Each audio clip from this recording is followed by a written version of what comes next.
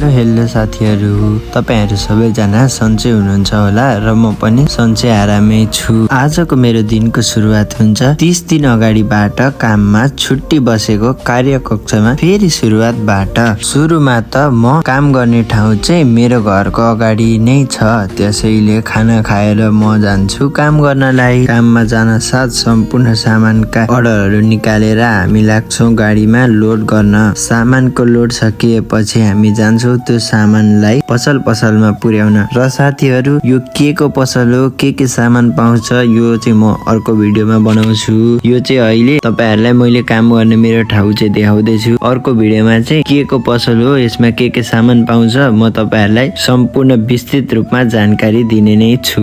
र अब तपाईहरुले देखिसक्नु नै भइसक्यो कि गाडीमा सामान लोड भइसक्यो। गाडीमा चाहिँ सामान अब फुल लोड भइसकेपछि हामी चाहिँ लाग्छौं यो सामानलाई पसल तर्फ पुर्याउन। र अब हामी चाहिँ अहिले चाहिँ पसलमा पुर्याउनलाई निस्किसकेको छौं। आज चाहिँ रहेको थियो हाम्रो विराट चोकबाट पत्रीसम्मको रुट अनुसार नै हामी लाग्छौं सामान पुर्याउन। बेलबारी पुगिसक्यौं अनि बेलबारीबाट हामी अब जान्छौं लक्ष्मी मार्गबाट बाहुनीबाट रमाइलो हुँदै हामी पत्री पुग्छौं। पत्रीबाट चाहिँ हाम्रो पत्री पुगेपछि चाहिँ हाम्रो अन्तिम स्टेसन नै पत्री हुन्छ। पत्रीबाट चाहिँ हामी घुरेर फेरि आउँछौं घर आए। म चाहिँ यता साइडमा बसेर भिडियो बनाइरहेको छु भने यता चाहिँ हाम्रो दाइले मस्त गाडी कुदाइराख्नु भएको छ। अनि अब हामी चाहिँ सर जान्छौँ अनि गइसकेपछि जहाँको अर्डरको सामान छ त्यहाँ चाहिँ हामी अर्डरको सामान झार्छौँ अनि हामी फर्किन्छौँ। र यो चाहिँ तपाईहरुले देखिराख्नु भएको छ। यस्तो राम्रो बाटो चाहिँ कहाँको होला भन्ने लाग्छ भने तपाईहरुलाई यो चाहिँ काने पोखरीदेखि रमाइलोसम्मको यस्तो राम्रो पिचको सरर बाटो छ। र अब हामी चाहिँ मैले चाहिँ एकैचोटि अन्तिम भिडियो बनाएँ। हाम्रो चाहिँ अघि फुल लोड भएको गाडी चाहिँ अहिले खाली भइसकेको छ।